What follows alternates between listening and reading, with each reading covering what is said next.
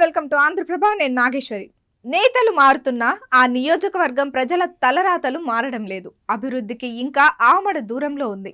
వాణిజ్య కేంద్రానికి కూతవేటు దూరంలో ఉన్న పాలకుల నిర్లక్ష్యం అక్కడి ప్రజలకు శాపంగా మారింది. అభివృద్ధికి అవకాశాలున్నా ఇంకా వెనుకబడి ఉన్న నియోజకవర్గాల్లో పెందుర్తి ఒకటి. విశాఖపట్నం నగరపాలక సంస్థ పరిధిలో ఉండే పెందుర్తి వాణిజ్య కేంద్రాలు అధికంగా ఉన్న ప్రాంతం. విశాఖ మహానగరానికి సమీపంలో ఉన్నప్పటికీ ఈ నియోజకవర్గం చెప్పుకోదగ్గ స్థాయిలో అభివృద్ధి చెందలేదు.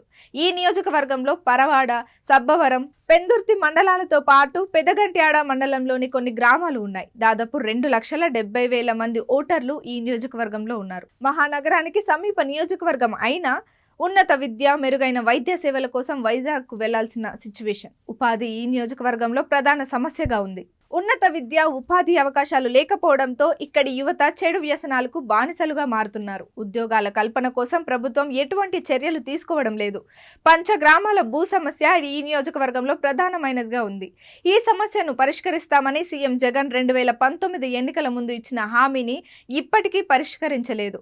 పరిశ్రమల ఏర్పాటు సమయంలో తగిన జాగ్రత్తలు తీసుకోకపోవడంతో ప్రజలు కాలుష్యం బారిన పడుతున్నారు. పరవాడ ఫార్మసిటీ కారణంగా చుట్టుపక్కల గ్రామాల ప్రజలు ఎన్నో ఇబ్బందులు పడుతున్నారు. కాలుష్యం బారిన పడిన గ్రామాల ప్రజలకు పునరావాసం కల్పించడంలో ప్రభుత్వాలు విఫలమవుతున్నాయి. 2019 ఎన్నికల్లో పెందుర్తి ఎమ్మెల్యేగా వైసీపీ నుంచి అదీప్ రాజ్ ఎన్నికయ్యారు. పెందుర్తిలో డిగ్రీ కళాశాల ఏర్పాటు చేస్తానని ఇచ్చిన హామీ ఇప్పటికీ అమలు కాలేదు.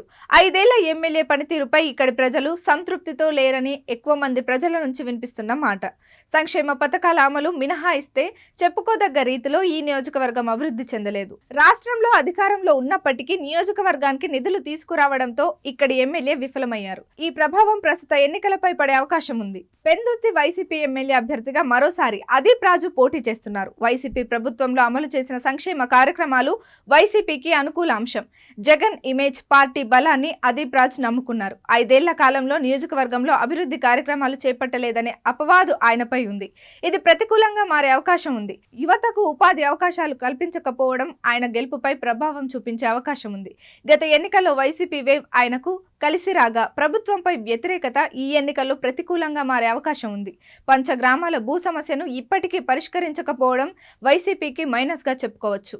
పొత్తులో భాగంగా టీడీపీ, బీజేపీ బలపరిచిన జనసేన అభ్యర్థిగా మాజీ ఎమ్మెల్యే పంచకర్ల రమేష్ బాబు పెందుర్తి ఎమ్మెల్యే అభ్యర్థిగా పోటీ చేస్తున్నారు. సుదీర్ఘ రాజకీయ అనుభవం ఆయనకు కలిసొచ్చే అంశం. 2009లో ఇదే నియోజకవర్గం నుంచి ప్రజారాజ్యం పార్టీ తరపున పంచకర్ల రమేష్ బాబు ఎమ్మెల్యేగా గెలిచారు.